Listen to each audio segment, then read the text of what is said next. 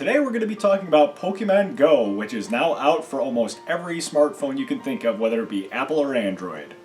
Now for those of you that don't know what Pokémon GO is yet, it's a smartphone game that just came out a couple days ago, and it is going crazy all over the place. If you haven't seen anything about it, then chances are you haven't been on the internet in a couple days, because it's on Reddit, Imgur, pretty much Facebook, every social media you can think of. Since I pride myself on more as a technology channel, I'm going to try to get more into the technology of the actual app itself, and also how it's currently impacting our society.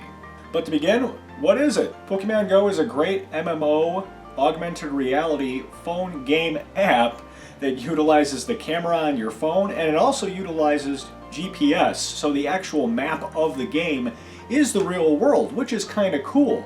You can actually see historical buildings and historical sites.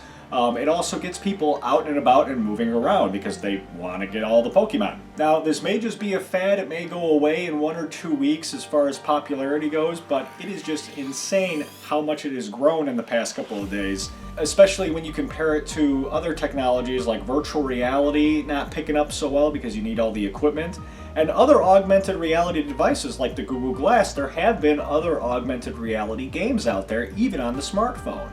And with that said, there has also been GPS-based games and apps out there. There's been zombie GPS, where you have to avoid certain areas or get to certain areas in your car to win the game. Now, a lot of these games are group-based or single-player-based. This is an MMORPG, essentially. So how is the actual gameplay?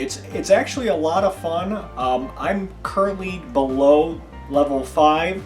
And it seems like you have to be at least level 5 to do anything significant in the game, whether it be battle other people, train at the gyms, trade drops, etc. And it also seems like you need at least 25 Pokemon before hitting level 5.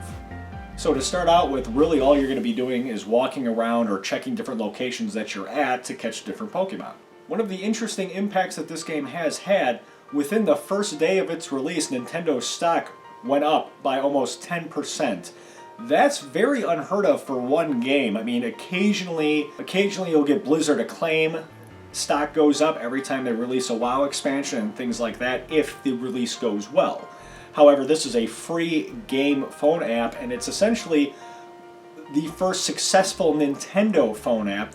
So with this, it's not on a Game Boy, a 3DS, or the Wii U, or anything like that. It's literally for smartphones. And I think it's great that Nintendo is finally taking this step and realizing that, hey, our mobile devices have to compete with all these smartphones, so we better put something on these smartphones so we can benefit from it. I actually wrote Nintendo in 2012 stating, hey, this is a resource that you guys should really utilize. I'm surprised you haven't at least tested the waters with it. And I'm just very glad that they're actually starting to test the waters with this. And the fact that they got over 1 million downloads in 3 days on Android, I don't even know what it is for Apple iOS, because they don't post how many downloads are out right now. I mean, lots of other companies like Sega, Capcom have released a lot of games on Android. Even Square Enix has released the Final Fantasy games on Android.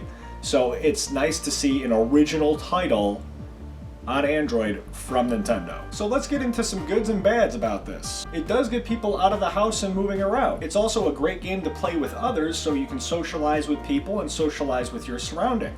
And you learn a lot about your area too. It's the whole, all these historical buildings come up, all these locations come up, and you actually can click on them and get information of them, just like in Google Maps. And onto that socializing, I actually read an article where somebody got a date running into somebody else playing the game. So it is getting people talking to one another on this. Instead of just staring at your phone, you're staring and interacting with others around you.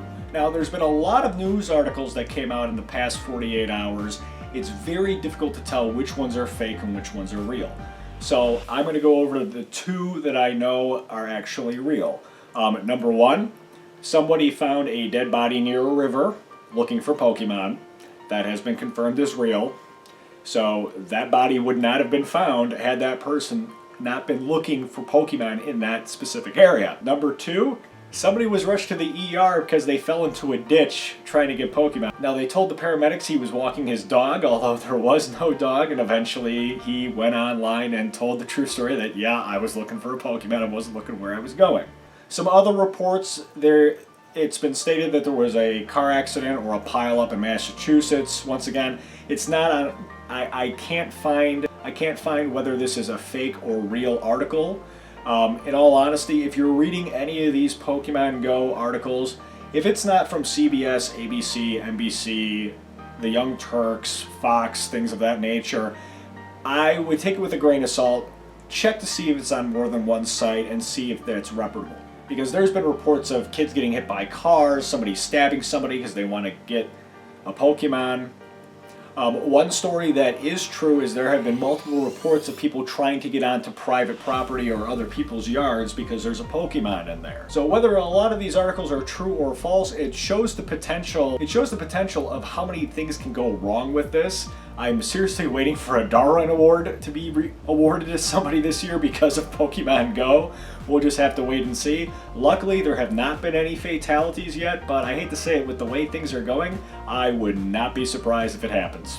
Getting stuff done at work. A lot of people at school and or work have been playing Pokemon Go instead of getting done what they want to. This is nothing new. This has happened in the past, whether a game comes out and people call days off, or they're playing fantasy football online. There have been lots of games and game releases that have caused people to pretty much stop production or stop work. In all honesty, you need to put the phone down and do your job. You can play it on break. It's the type of game where if you have a 15 to 30 minute break, you can go outside and find a Pokemon or check your stats or whatever. You don't have to just do your job. I mean, you can play this game at any time. And the same goes for driving. Don't play the game while driving. It is very distracting. If you have somebody in the car with you, give them your phone. I'm sure if they're playing it on their phone, they wouldn't mind playing it on your phone also at the same time.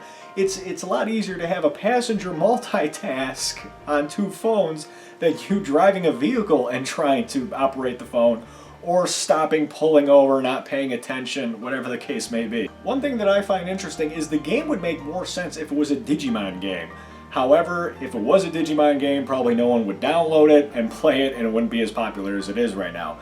The popularity is primarily due to the fact that, one, it's a Pokemon game, two, it's basically Nintendo's first smartphone release, three, there are so many fanboys out there. Now, I myself, I'm not a huge Pokemon fan.